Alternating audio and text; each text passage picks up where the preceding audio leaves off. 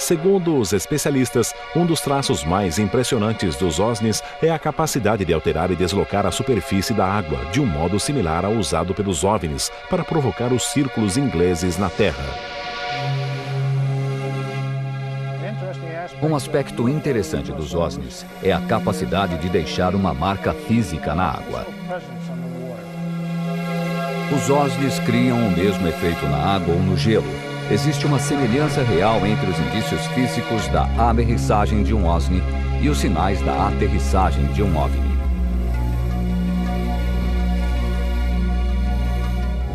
É como se você pegasse um copo, colocasse na água e ele deixasse um buraco na água.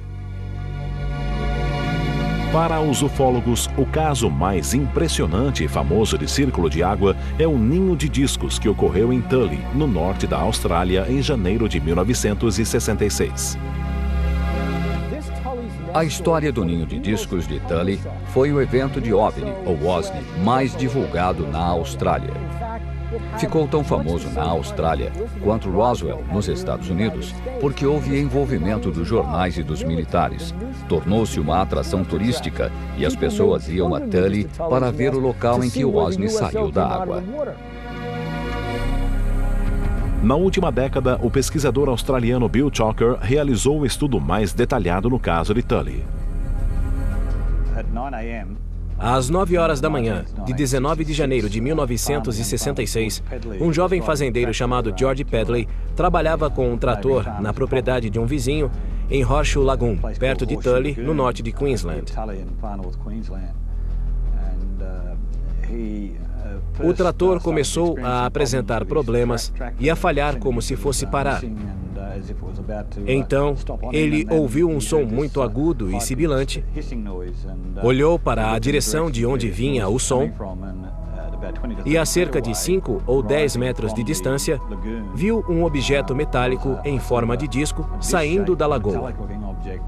O objeto subiu aproximadamente 12 metros, deu um mergulho raso e depois partiu em alta velocidade. George Pedley disse que o objeto parecia dois grandes pratos unidos pelas bordas, com aproximadamente 9 metros de diâmetro e 3,5 metros de altura. Durante algumas semanas, o caso foi uma sensação na imprensa que fazia reportagens ao vivo do local. Houve até cobertura internacional e a imprensa descreveu a lagoa como um ninho de discos voadores.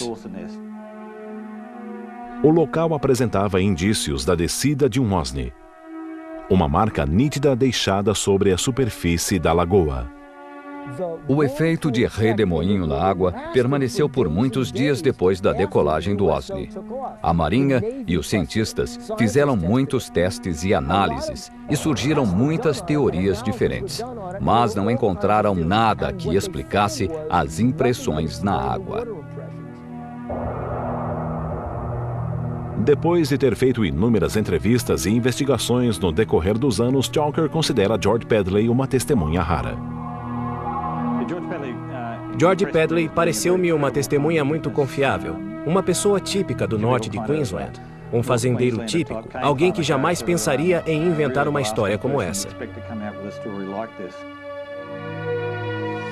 Durante as várias investigações governamentais e particulares que aconteceram em Tully nas semanas seguintes, foram identificados pelo menos outros 6 círculos na água.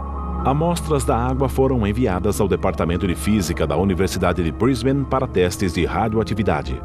Uma amostra de junco do ninho de discos deu resultado positivo para a radiação beta. Mas, dias depois, a amostra desapareceu. O caso de Tully continua a ser pesquisado até hoje. Com os inúmeros casos de OSNIs no passado e no presente, muitos continuam a questionar por que esses objetos estão aqui e o que pode acontecer a seguir. O universo é tão grande e tem tantos planetas, tudo é possível. Por que seríamos os únicos seres inteligentes? Alguns pesquisadores acham que os eventos recentes ligados a OSNIs indicam algo mais sinistro. Creio que as civilizações extraterrestres observam nosso desenvolvimento nos últimos séculos e sabem que existem muitas promessas, mas também muitos riscos. Não há dúvida de que algo está acontecendo. Eles ocultam e mentem. Eu gostaria que houvesse audiências no Congresso em Washington sobre isso.